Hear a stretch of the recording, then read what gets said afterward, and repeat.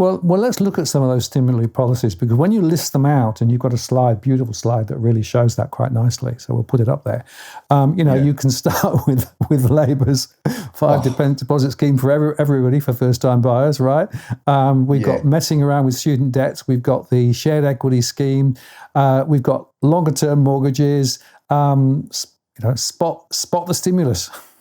Yeah, it's crazy. So I can't remember if we talked about this last time I was on, because I can't remember that. So Labor's got this 5% deposit scheme for first home buyers. So effectively, it's going to come in 1 January 2026. Now, I think it was last time on here, I likened it to a state-sponsored subprime mortgage scheme. Now, I was being a bit cheeky. It's not subprime. I guess technically is you're giving loans to borrowers who don't meet the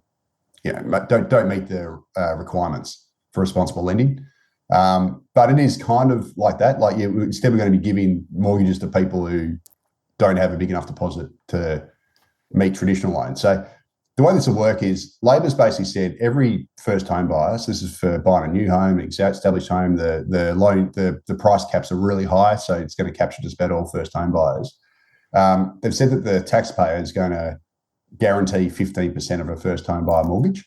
So that will allow them, instead of having to come up with a 20% deposit or less than 20% plus lender's mortgage insurance, they'll only need to come up with 5%, because the government's going to backstop the other 15% to provide the banks with that 20% deposit effectively. And so it's just going to bring a whole bunch of marginal borrowers who wouldn't be able to get in otherwise into the market. It's also going to mean that first home buyers, so some of them who could have met the old 20% rule, might just go for a much bigger loan because they only need 5% as a deposit. So they're going to increase their borrowing capacity. And obviously more first home buyer demand means higher prices, right? This is going to be capitalised in the home prices. And what it means is that for the first movers, the first tranche that get in, they'll probably do okay out of it because the prices will rise or whatever, and they'll get in before prices have risen. But if you're a first home buyer in 5 years' time or something, you're going to end up in a much worse position because prices are going to be higher than they otherwise would have been.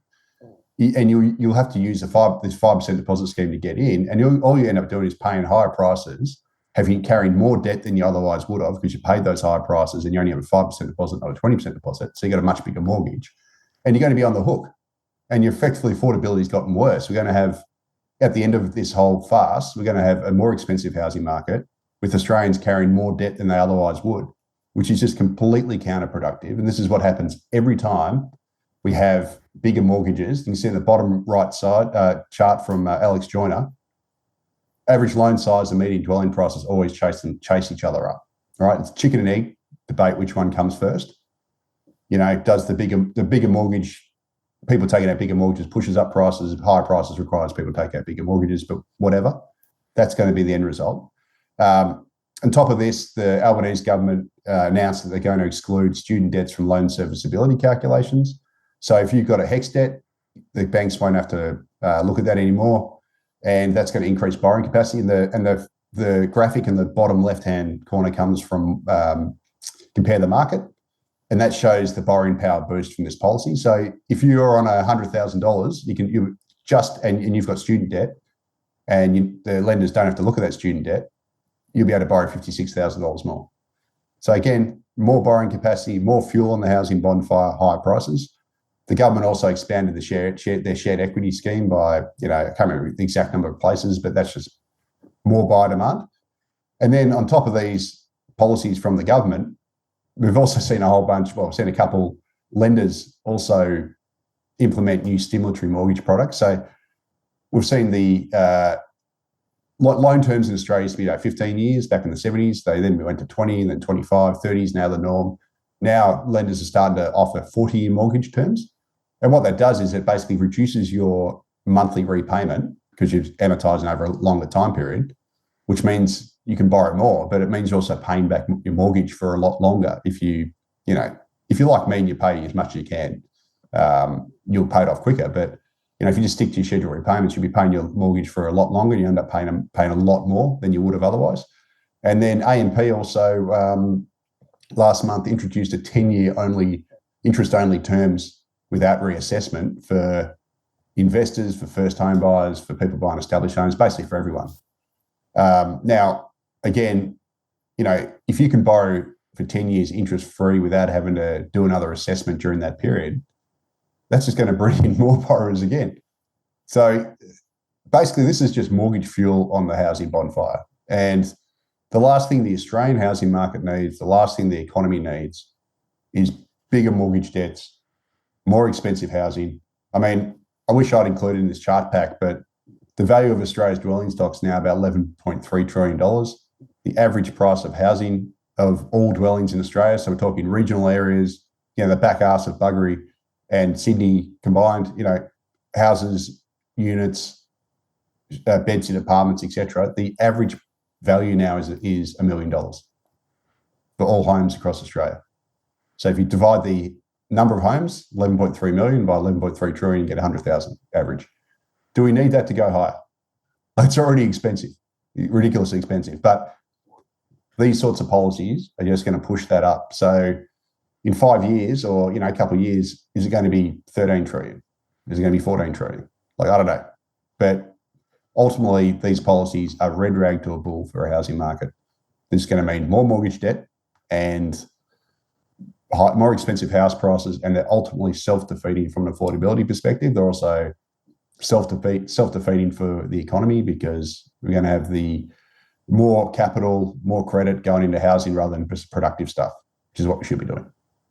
So yeah, it's just, and that's really the point. So you can look at all of the charts and you can see the pivot away from investment into business lending towards housing lending. It's 2 to 1 now. It's reversed, right?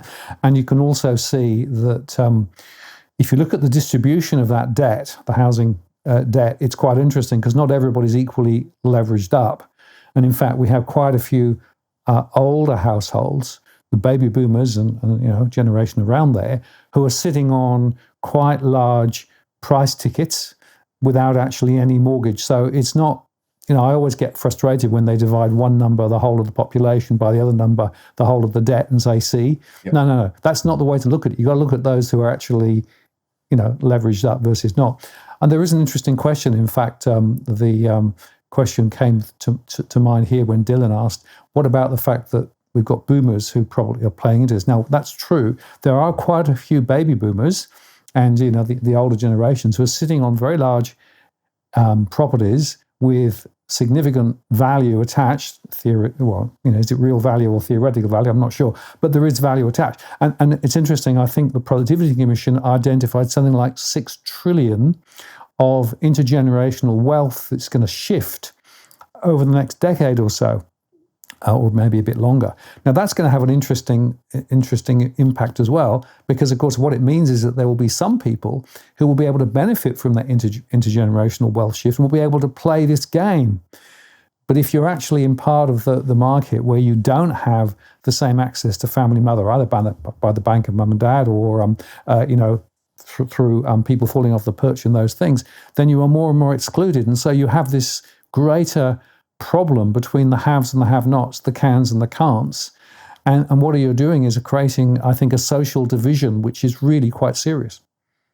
Yeah, absolutely. So basically, if you want to get ahead in Australia, you got to get yourself wealthy parents. I mean, but obviously I'm being sarcastic, because you can't choose who your parents are. But really, that's the sort of economic system we've created here, isn't it?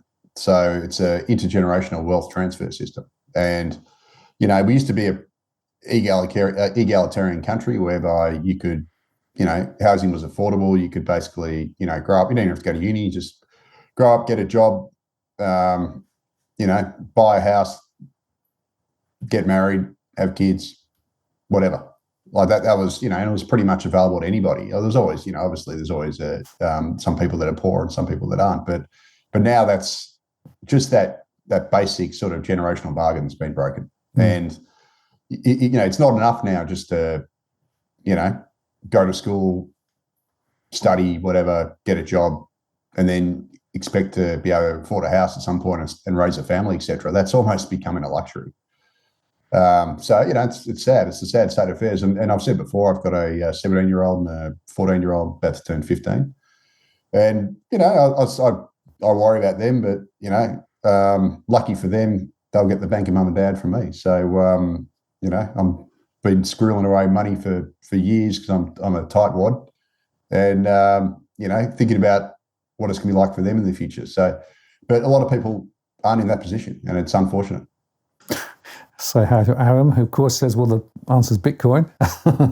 It's just an interesting observation. And, Aaron and I have some very interesting conversations around the way that fiat and Bitcoin interact. So there's an interesting observation there. I will make one other point, and that's if you think about this carefully, and you sort of think about this massive wealth accretion that we've got, inheritance tax has to be something that the government's got to be thinking about in some way. And as Mr. Bill said, it's in the UK at the moment. In fact, they changed some of the parameters quite recently to grab a bigger share. So, in the UK, if you actually have over a certain amount, then the government gets give on average half, right? So there's in Australia we don't have that, and that means that the wealth transference is perhaps more likely to come.